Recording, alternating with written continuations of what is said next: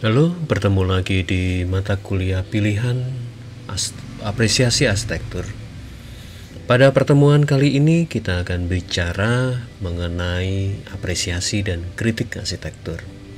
Jika di masa sebelum UTS, ujian tengah semester, kita memperdalam apresiasi, maka di masa setelah UTS kita akan coba mengulik, memahami lebih lanjut tentang kritik arsitektur.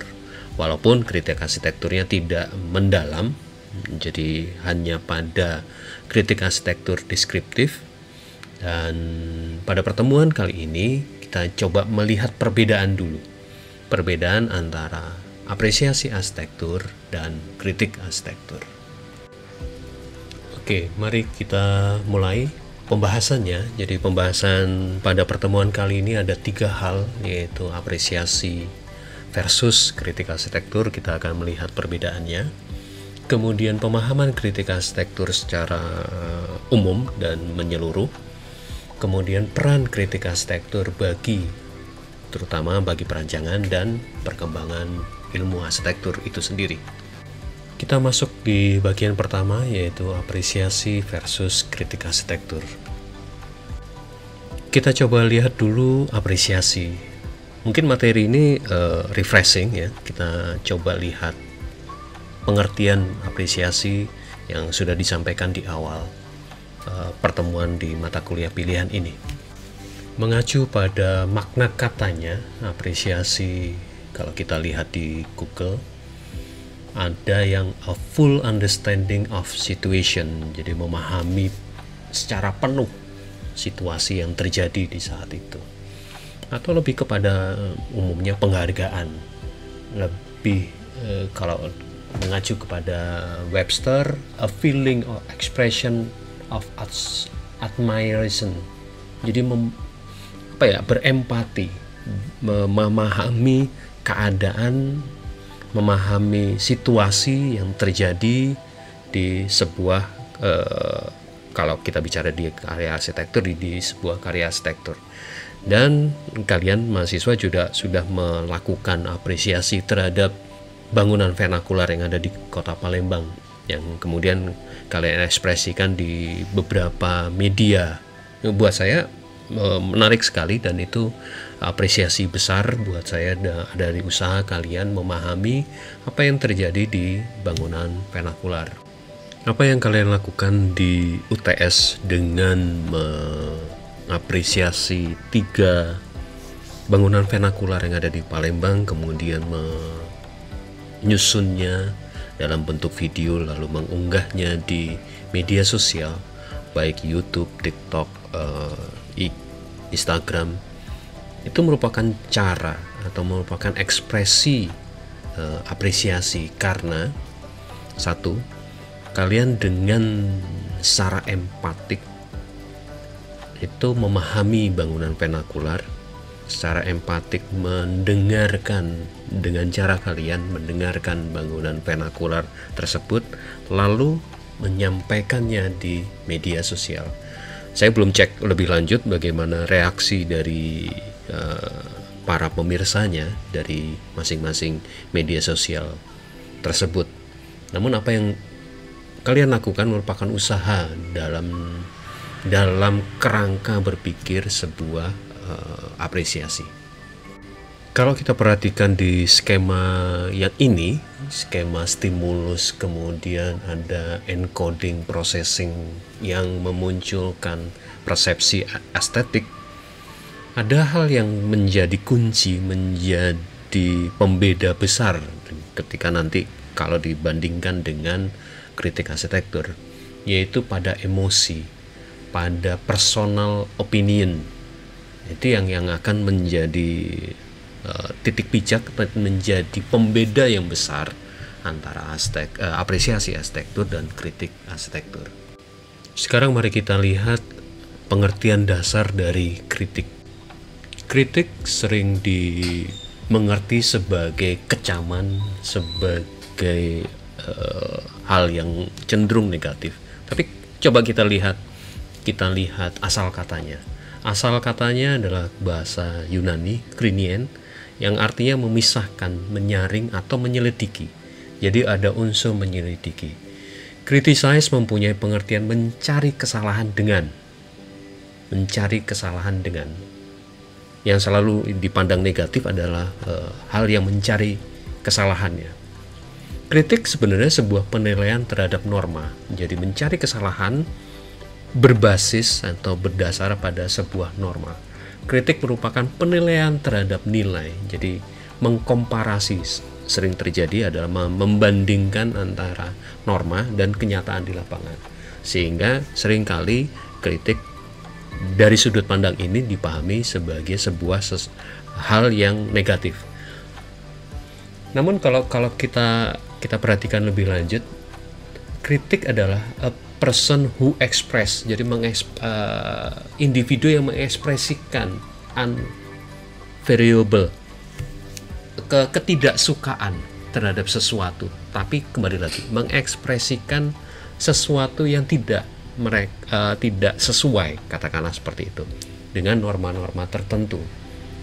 Namun kita coba lihat apakah kritik arsitektur sedemikian negatifnya atau ada sudut pandang lain. Namun sebelum menuju ke kritik arsitektur, pemahaman lebih lanjut tentang kritik arsitektur, mari kita bandingkan dulu apresiasi dan kritik. Seperti disampaikan dan selama ini teman-teman mahasiswa, rekan-rekan mahasiswa melakukannya di beberapa tugas dan kemudian puncaknya di apresiasi bangunan vernakular, ada unsur simpati, ada unsur empati, dan refleksi diri. Jadi benar-benar berangkat dari personal, benar-benar berangkat dari hal yang menggugah dalam diri si apresiator. Berbeda dengan kritik lebih kepada able to make judgment, kemampuan untuk membuat sebuah keputusan. Jadi kritik lebih kepada the art of judging, atau mengevaluasi. The art of judging on evaluating with knowledge. Jadi kritik pemahamannya lebih kepada kemampuan memutuskan berdasarkan pengetahuan yang dimiliki si kritikus. Itu yang menjadi hal yang paling mendasar.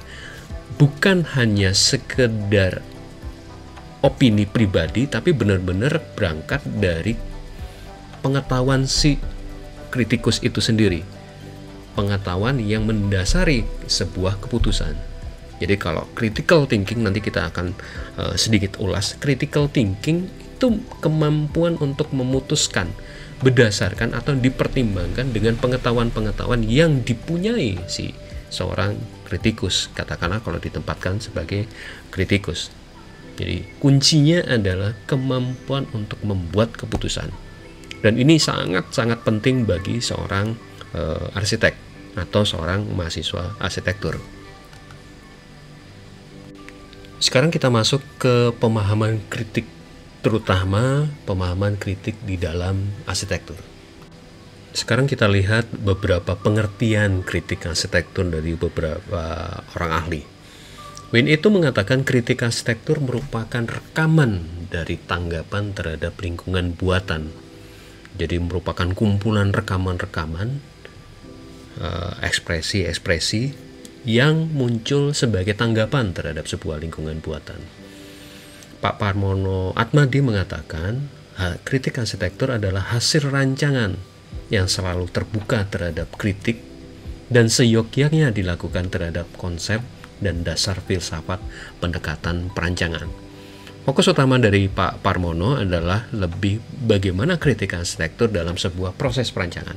Nanti di bagian akhir kita akan coba bahas sedikit tentang sudut pandang Pak Parmono ini. Jadi pemahaman kritik di dalam sebuah proses perancangan. Profesor Akub Budiarjo almarhum mengatakan setiap kritik terkandung secara bersamaan penghargaan akan keberhasilan atau faedah maupun tilikan tentang kekurangan atau cacat dan celah. Jadi di dalam kritik arsitektur tidak hanya sekedar penilaian dalam hal yang negatif, tapi juga hal yang positif. penghargaan, lebih kepada apresiasi juga, menghargai keberhasilannya atau memunculkan hal-hal yang positif dibanding juga menyampaikan yang kurang diperhatikan atau hal-hal yang tidak sesuai dengan norma. Kembali lagi ke pengertian di awal tadi. Lalu Goethe ini yang menarik, bahwa dia mengatakan to make visible the invisible, memunculkan atau menyatakan hal-hal yang tidak nyata atau tidak yang tersampaikan, yang tidak muncul di permukaan. Itu tugas kritikus, dan mengekspresikan yang belum diekspresikan, yang tidak terekspresikan. Jadi tugas seorang kritikus, terutama kritikus arsitektur, itu menyampaikan hal-hal yang mungkin tidak dipahami atau tidak muncul dalam ekspresi bangunannya. Sehingga kalau dikaitkan dengan apa yang disampaikan oleh Pak Parmodo, ya seorang kritikus arsitektur juga menyampaikan konsep-konsepnya, menyampaikan dasar-dasar filsafat dari bangunan yang dikritiknya atau dari karya-karya arsitektur lainnya. Itu yang menjadi garis bawah, menjadi garis tebal di dalam kritik arsitektur. To make visible the invisible and express the inexpressible. Itu yang menjadi catatan utama di dalam pengertian di kritik arsitektur. Oke, lalu bagaimana dengan bentuk dan kegunaan kritik arsitektur? Bentuk kritik arsitektur bisa berupa komentar atau penilaian yang bisa kita baca di beberapa majalah arsitektur. Interpretasi sejarawan arsitektur ini kaitannya dengan proses di dalam pembangunan sebuah ilmu arsitektur.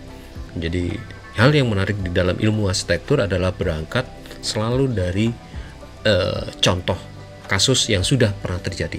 Nanti di bagian terakhir kita akan sedikit bicara tentang interpretasi sejarawan arsitektur, kaitannya dengan teori, kaitannya dengan perkembangan ilmu arsitektur. Lalu penilaian desain ini yang sebenarnya terjadi di kampus, terutama ketika kalian mahasiswa melakukan asistensi di dalam proses perancangan arsitektur atau di dalam studio perancangan arsitektur. Kalian melakukan asistensi, kemudian dikomentari oleh dosen.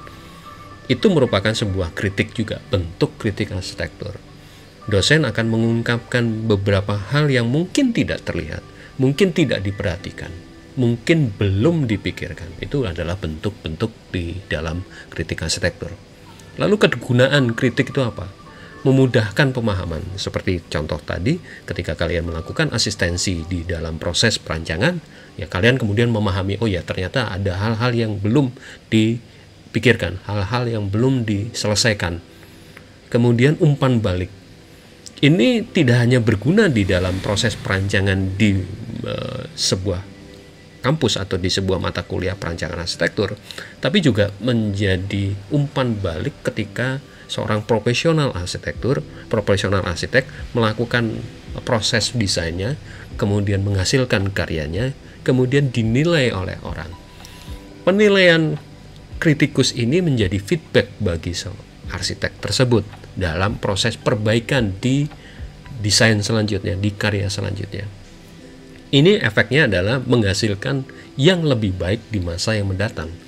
Itu basis dari ilmu arsitektur adalah selalu memperbaiki hal-hal yang sudah terjadi di masa lalu dengan ulasan kritikus, kemudian oleh sejarawan nanti dikumpulkan, dipetakan, dikategorisasikan menjadi sebuah pemahaman sejarah arsitektur yang kemudian berguna bagi generasi selanjutnya.